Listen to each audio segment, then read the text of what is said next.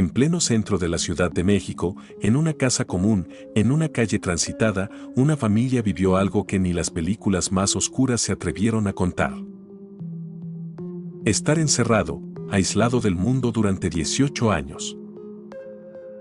Esto no es ficción, esto realmente sucedió. Imagina que durante 18 años de tu vida permaneces totalmente aislado, sin la capacidad de mantener una interacción con alguien.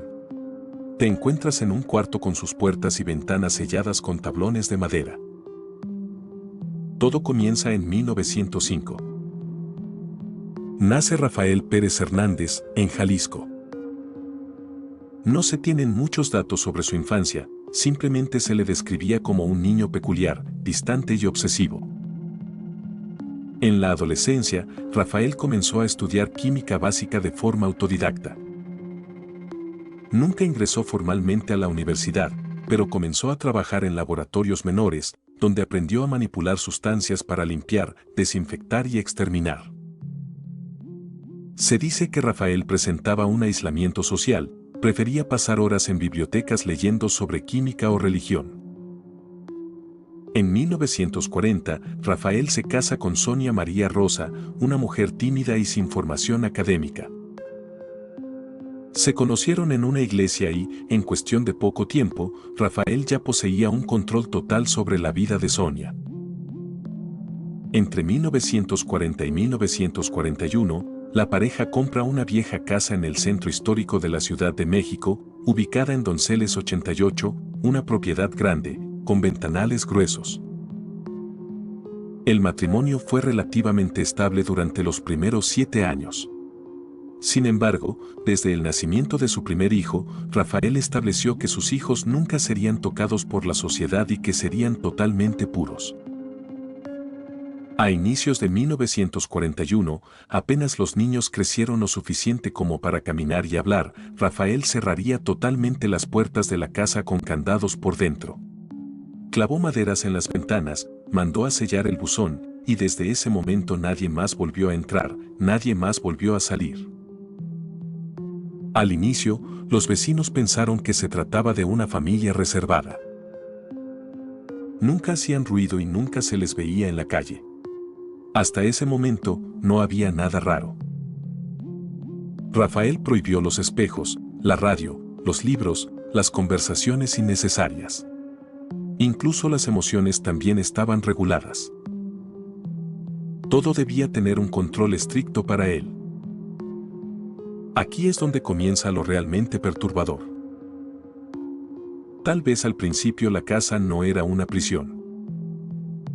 Era solo un lugar donde el padre mandaba más de lo normal. Sonia aceptaba las indicaciones de Rafael sin cuestionar, creyendo fielmente que se trataba de un buen acto para sus hijos.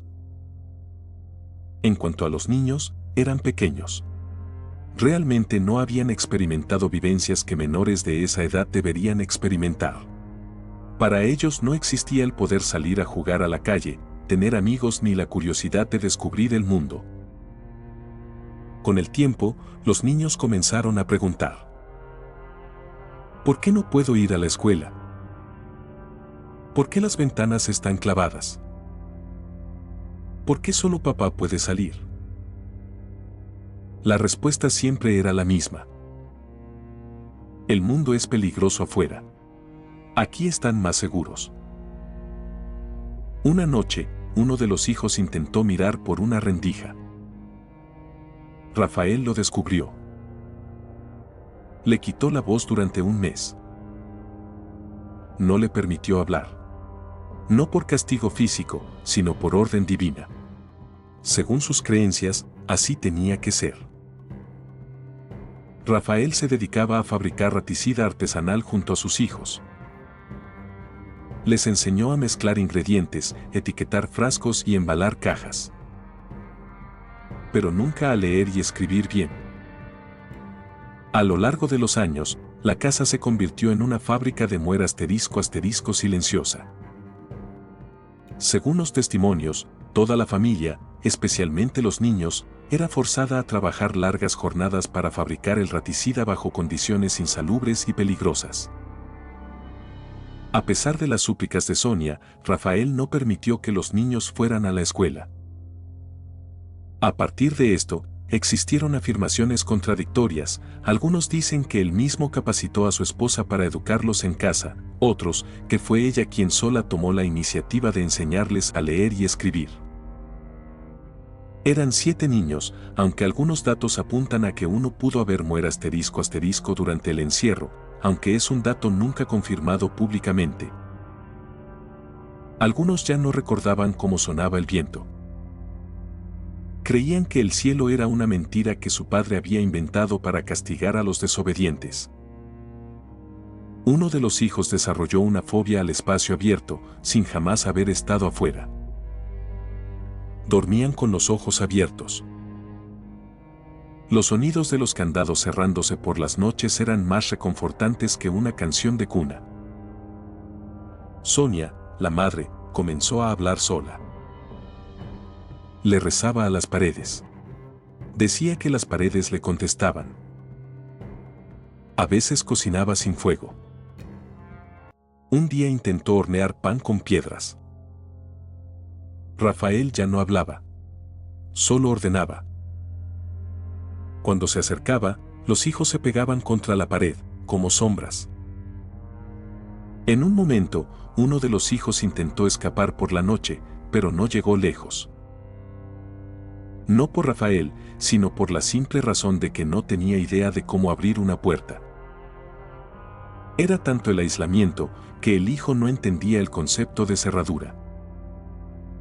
Nunca habían usado una. Cualquier cosa para ellos era totalmente desconocida. Un día como cualquier otro, uno de los hijos, el más pequeño, según relatos reconstruidos, encontró un viejo trozo de papel de envoltura. No sabía escribir bien, apenas entendía las letras, pero había aprendido a imitar palabras al ver las etiquetas de los productos que tenían que hacer. Escribió: somos muchos. No salimos. No sabemos si es día o noche. Ayuda. Con un pedazo de carbón, lo rayó en una caligrafía infantil, casi inentendible.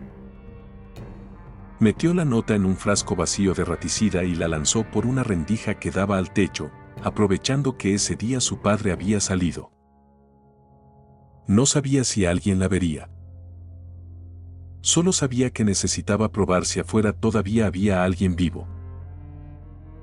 Días después, un comerciante llamado Don Aurelio, que vendía tazas y cucharas en el callejón trasero, encontró el frasco junto a su puesto. Lo abrió por curiosidad y pensó que era una broma. Pero había algo raro en la forma en que estaba escrita la nota. La letra temblaba. Había manchas. Pedía ayuda sin mencionar nombres. Don Aurelio fue a la delegación cercana y mostró la nota. Los agentes no le creyeron al principio. Pensaron que era parte de una protesta o una locura urbana. La mañana siguiente, oficiales llegaron a la casa de Rafael en Donceles 88. Una denuncia vecinal había sido efectuada. Rafael se negaba a dejarlos pasar, por lo que los oficiales se vieron obligados a entrar debido a las inconsistencias en sus respuestas. Al entrar, lo que vieron los dejó paralizados. Ventanas clausuradas con tablas. Un olor penetrante, mezcla de químicos, encierro, sudor antiguo. Una cocina cubierta de polvo. Y al fondo, sombras humanas que no parecían reales. Los hijos estaban desnutridos, con la mirada vacía. Algunos se escondieron tras las paredes. Otros simplemente no reaccionaban. Uno de ellos cerró los ojos y se arrodilló, como si pensara que era una visión o un castigo divino. No entendían que era un policía. No sabían que era la calle. Rafael fue arrestado en el lugar. Nunca gritó. Nunca forcejeó. Solo dijo: no los lastimé. Solo los cuidé. Afuera todo se pudre. Los hijos fueron separados. Sonia, la madre, no hablaba. Estaba en estado de shock. Decía cosas sin sentido. A veces cantaba canciones inventadas. Pensaba que aún era 1943. Los vecinos estaban en shock. Muchos dijeron: siempre sospechamos, pero nunca escuchamos un solo grito. El crimen se convirtió en una sensación mediática instantánea. Pérez fue arrestado y encerrado en el Palacio de Lecumberri. Negó todo cargo en su contra, insistiendo en que él era un buen padre y que su familia le había tendido una trampa para quedarse con todo su dinero y propiedades. Después del impacto mediático, existieron testimonios contradictorios. Por ejemplo, algunos vecinos afirmaban que Pérez sí sacaba a sus hijos a pasear y que parecían una familia normal. Los medios de comunicación fueron al extremo contrario, especialmente la prensa amarillista, mostrando a Pérez como un sujeto desquiciado que había hecho hoyos en toda su casa para poder espiar a su familia, e incluso que castigaba a sus hijos con torturas si estos le desobedecían. A pesar de la magnitud del crimen ***, la familia recibió muy poco apoyo de parte del gobierno o instituciones. Apenas sobrevivían, pues no sabían hacer otra cosa más que veneno para ratas, sin otro oficio ni educación. No pudieron adaptarse del todo al mundo exterior. A pesar de los maltratos a los que fueron sujetos por años, continuaron visitando a Pérez en prisión e incluso lo perdonaron. Pérez insistió en su inocencia hasta el día de su muerte *** en 1972, cuando se ahorcó, en su celda, ***. Claqueta Arturo Ripstein dirigió El Castillo de la Pureza en 1972, una película protagonizada por Claudia O'Brook y Diana Bracho, fielmente basada en el caso, salvo algunas libertades dramáticas. Esta es la adaptación más famosa del caso hasta la fecha. Te recomiendo verla. Hasta aquí ha llegado el video. Espero que te haya gustado. Deja tu opinión en los comentarios y espero verte en otro momento.